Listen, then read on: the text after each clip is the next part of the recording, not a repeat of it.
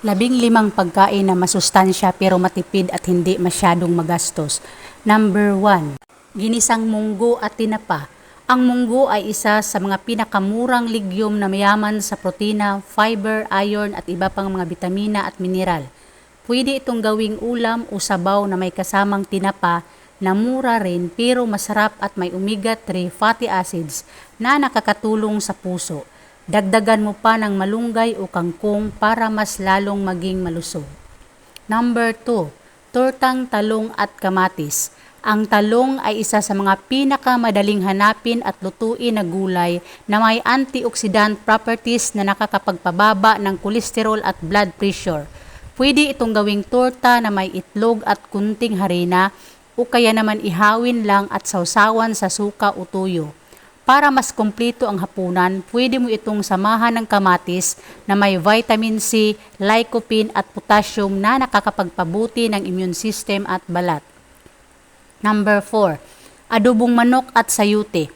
Ang manok ay isa sa mga pinakasulit na karne na may protina, niacin at vitamin B12 na nakakatulong sa pagpapalakas ng katawan at utak. Pwede itong gawing adobo na may suka, tuyo, bawang, paminta at laurel na mga sangkap na madali lang makita sa palengke o tindahan.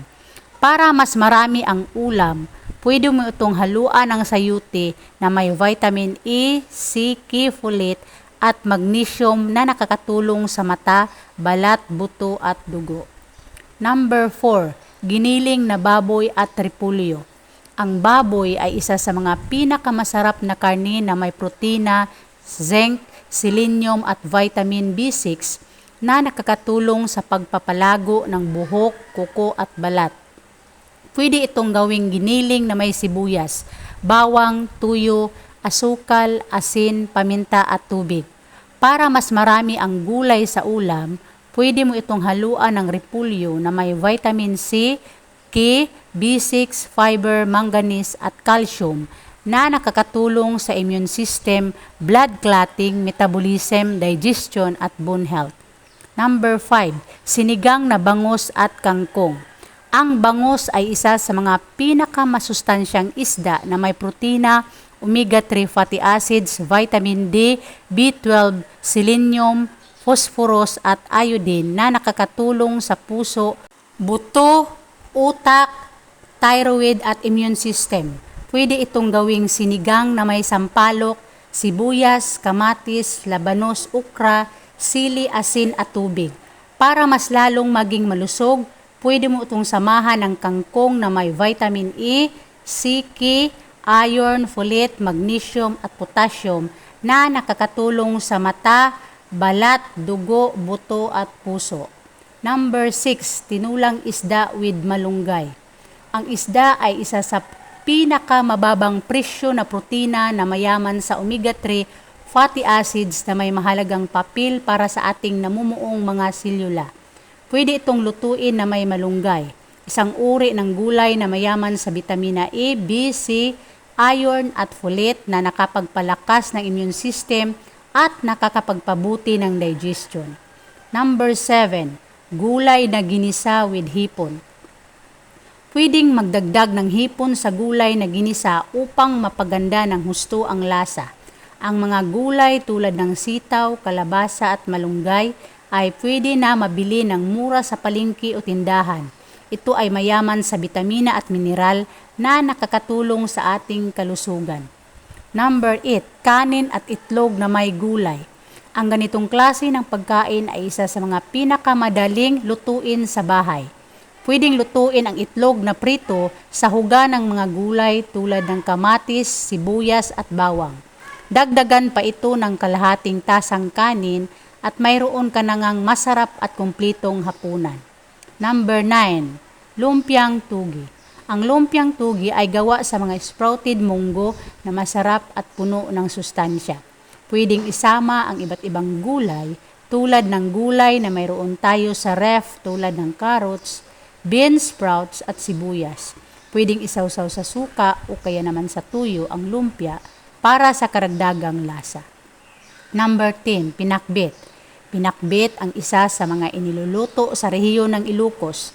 Ito ay binubuo ng mga gulay tulad ng ampalaya, sitaw, okra, talong at bagoong.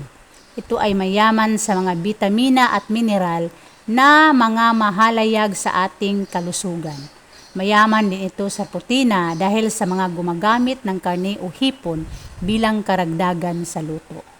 Number 11, adobong kangkong.